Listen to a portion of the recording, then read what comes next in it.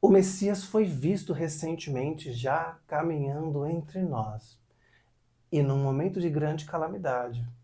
E ele caminhava assim entre 39 milhões de pessoas enfermas e 700 mil mortos. E aí um seguidor dele falou assim: mestre, o que farás por nós? E ele disse: chega de frescura, chega de mimimi, disse o Messias. A economia não pode parar por causa disso, todo mundo vai morrer um dia. E daí? Você quer que eu faça o quê? Eu não sou coveiro. E partiu, deslizando sobre o mar, num jet ski.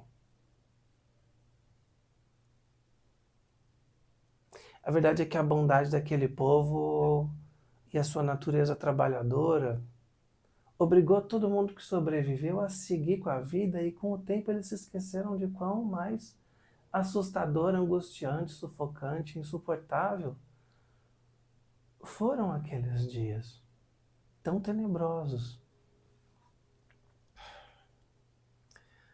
Pensa num afogamento. Tenta se imaginar se afogando no mar, numa piscina, num rio, num lago. Sabe aquela sensação de água que arde no nariz da gente? E aí aquela água vai entrar e você consegue botar a cabeça para fora, e você sai disso, você recomeça. E vai ficar ardendo ainda, mas você recupera o seu fôlego.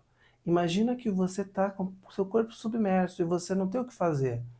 E tem água para todo lado, então você sente a água completando toda a sua narina, enchendo os seus pulmões, seu diafragma, aí você engole a água, você tem água no sua garganta, no seu esôfago, no seu estômago, nos seus pulmões, e quanto mais você se assusta, mais você acelera o seu coração, e assim, agora o seu coração precisa de oxigênio, teu cérebro também.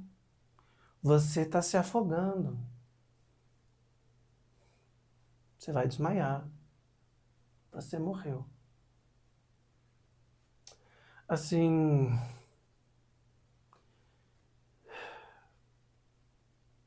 são os, sei lá,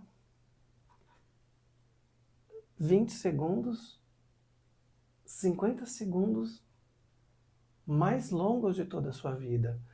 Você esquece quem você é. Você não é mais uma pessoa. A sua história de vida, os seus sonhos. Você é apenas um corpo agonizando, tentando apenas, num reflexo, sobreviver. E você morre assim. Você nem sabe que você está morrendo, você apenas é sufocado. Aí você imagina isso numa cama de hospital. Imagina isso acontecendo numa cama de hospital. E ao invés de você sufocar por 20 segundos a 1 minuto, vão ser uma semana inteira ou 2. E os médicos, eles estão descobrindo com o que eles estão lidando, o que eles estão enfrentando, porque eles não sabem o que eles estão fazendo. Eles estão aprendendo ali, fazendo testes e descobrindo como tratar. Assim como os enfermeiros que estão descobrindo como cuidar e que medidas de segurança eles precisam ter com a vida dos pacientes e com as suas próprias vidas e com os seus familiares que estão em casa também, assim como as pessoas que trabalhavam lavando, limpando os hospitais, esterilizando as coisas. Ninguém sabia com o que estava lidando. E, portanto, foi tão profundamente mortal. E essa morte que essas pessoas tiveram foi uma morte tão indigna, porque a maioria das pessoas sequer tiveram um velório. A maioria das pessoas que morreram de Covid-19 ia um familiar assistir ali assim, testemunhar e reconhecer o corpo, enquanto o caixão era fechado, lacrado, porque o corpo era tido como altamente contagioso. A gente não sabia com o que estava lidando. Então, quantas milhões de pessoas não puderam fazer um último carinho na mão ou no rosto da pessoa mais importante da sua vida?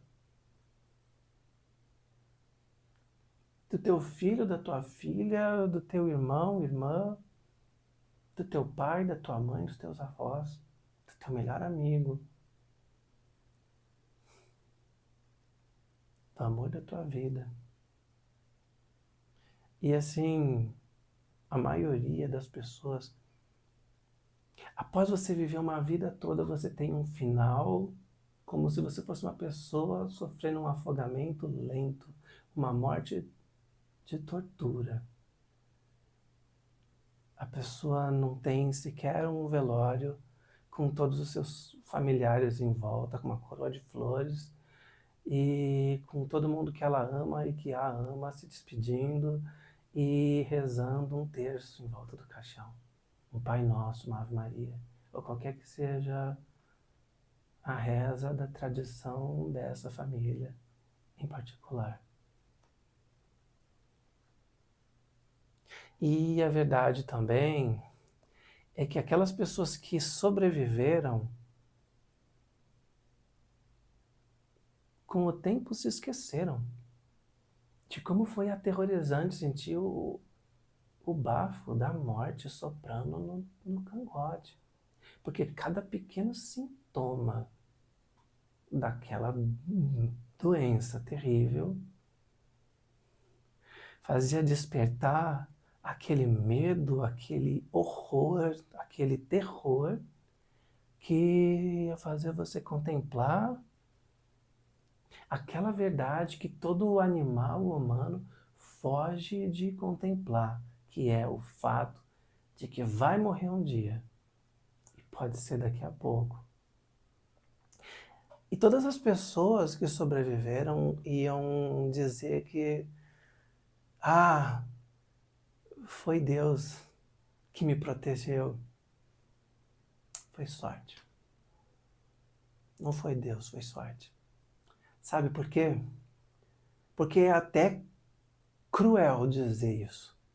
Afinal de contas, todas as pessoas que morreram e todos os familiares e amigos de todas as pessoas que morreram, todos, também viraram noites em claro rezando, rogando, implorando a Deus por uma nova chance. Mas Deus não tinha nada a ver com isso. Afinal de contas, nós pagamos impostos, nós temos uma estrutura e um Estado para que quando coisas assim acontecem, eles tenham planos de como lidar com isso. E caso não tenham planos de como lidar com isso, cabe ao caráter daqueles que estão no momento em se comprometer, em não deixar as coisas se tornarem maiores do que elas precisam ou podem ser. Foi a sorte que cada pessoa que contemplou com medo do sintoma, pensando, que fulano começou, era só isso assim, não começava já no primeiro sintoma, a pessoa já está morrendo.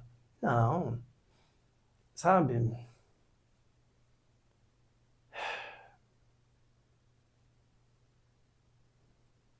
O Messias, dizem as Escrituras, foi abençoado por Deus com um reino só para ele.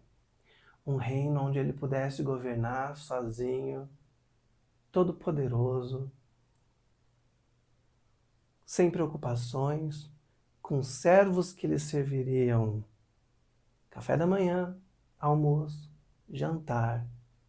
Um reino do tamanho do caráter dele, um reino do tamanho da capacidade que esse Messias tinha de amar o próximo. Deus lhe deu um reino para que ele pudesse governar sozinho, tendo tempo de pensar em tudo que ele fez e disse pelo resto dos seus dias. Palavra do Senhor. Graças a Deus.